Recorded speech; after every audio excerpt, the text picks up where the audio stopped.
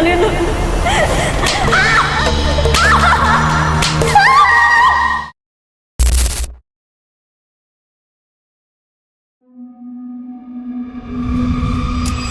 जुलाई 2019 को पूजा सिंघडे नाम की 32 साल की महिला कोलकाता से बेंगलुरु के लिए फ्लाइट पकड़ती है। बेंगलुरु पर लैंड करने के बाद उसने ऑनलाइन टैक्सी पहले से ही बुक कर रखी थी, जो एयरपोर्ट के बाहर मिल जाती है। वह टैक्सी उसे एयरपोर्ट से उसके होटल तक छोड़ देती है। पूजा पहले मॉडलिंग करती थी, शादी के बाद कोलकाता में अपने पति के साथ रहती थी और उसका इवेंट मैनेजमेंट का काम था। इसी काम के चलते 29 जुलाई 2019 को वह कोलकाता से बेंगलुरु आई थी। एयरपोर्ट से होटल जाते समय टैक्सी वाले से बातचीत में उसे ड्राइवर का नेचर अच्छा लगा और उसने कहा कि 31 तारीख को यानी 2 दिन बाद जब उसे एयरपोर्ट जाना होगा तब वह उसे ड्रॉप कर देगी। अक्सर ऑनलाइन बुकिंग छोड़कर ऑफलाइन डील करने पर ड्राइवर को फायदा होता है और पूजा ने भी ड्राइवर से ऑफलाइन डील की 1200 में। 31 जुलाई 2019 का दिन आ गया। होटल से निकलने से पहले पूजा ने अपने पति को कोलकाता में कॉल किया और बताया कि वह होटल से निकल रही है और दोपहर तक वापस कोलकाता पहुंच जाएगी। टैक्सी आ चुकी थी, वह टैक्सी में बैठकर होटल से निकल गई। तय था कि 31 जुलाई की दोपहर तक पूजा को घर पहुंचना चाहिए था, लेकिन शाम हो गई, रात हो गई, पूजा घर नहीं पहुंची। उसका पति लगातार दोनों मोबाइल पे कॉल कर रहा था, पर दोनों फोन स्विच ऑफ आ रहे थे।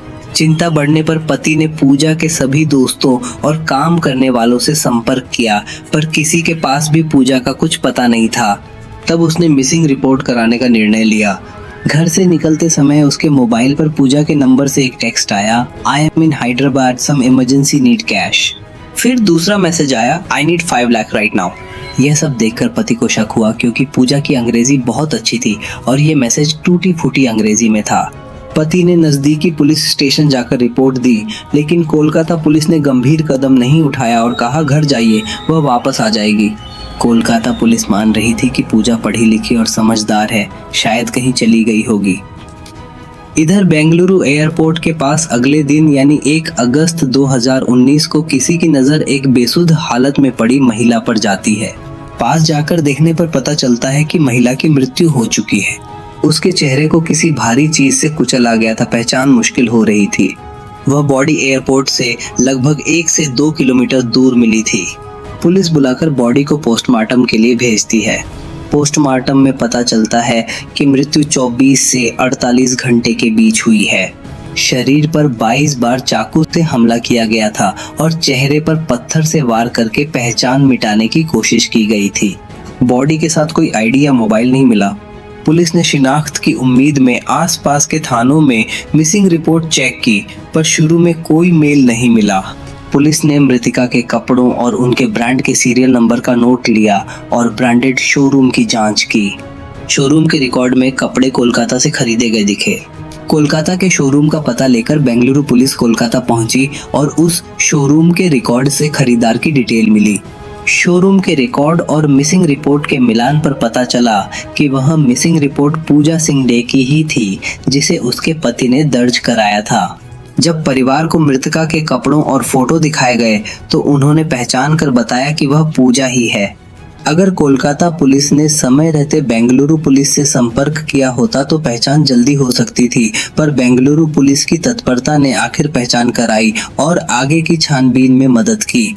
बेंगलुरु पुलिस ने एयरपोर्ट के सीसीटीवी फुटेज खंगाले, जहां 29 तारीख को पूजा एयरपोर्ट से निकलती और एक टैक्सी में बैठती दिखाई देती है। सीसीटीवी से टैक्सी का नंबर निकाला गया और जांच से पता चला कि पूजा ने एक ऑनलाइन ओला बुकिंग ली थी। ड्राइवर की डिटेल निकाली गई।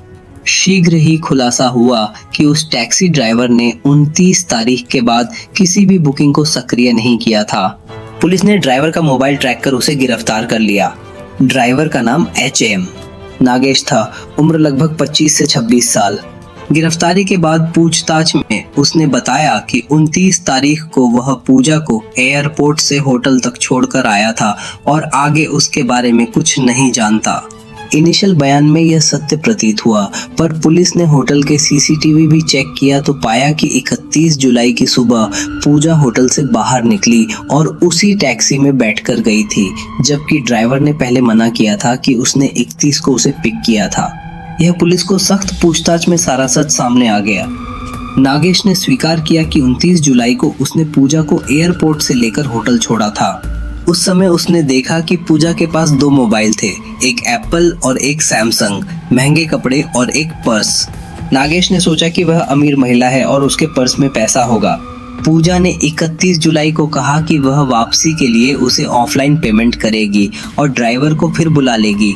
ऑफलाइन बुकिंग होने और रिकॉर्ड न होने की वजह से नागेश को मौका नजर आया। 31 जुलाई को उसने पूजा को अपनी टैक्सी में बैठाया, पर गाड़ी में पहले से छुपा चाकू था। कुछ दूरी पर जाकर वह उसे सुनसान जगह पर ले गया और चाकू की नोक पर लूटपाट करने लगा। उसने पूजा के दोनों मोबाइल और क्रेडिट और एटीएम कार्ड छीन लिए। वह उम्मीद करता था कि पर्स में भारी नकद मिलेगा, पर वहां केवल 500 रुपया मिले। यह देखकर नागेश उत्पन्न गुस्से में आ गया और मारपीट शुरू कर दी। पूजा ने बचने की कोशिश की और धमकी दी कि पुलिस में रिपोर्ट करेगी, जिससे नागेश डर गया और उसने हत्या करने का फैसला कर लिया। वह लगभग 22 बार चाकू से हमला कर चुका और फिर उसका चेहरा बड़े पत्थर से कुचल दिया ताकि पहचान न हो सके। बाद में उसने सारे कार्ड और मोबाइल ले लिए और पति को मैसेज करके हैदराबाद में होने और पैसे की मांग जैसी धोखाधड़ी की कोशिश की। फिर उसने पूजा की बॉडी को एयरपोर्ट से दूर फेंक दिया और फरार हो गया।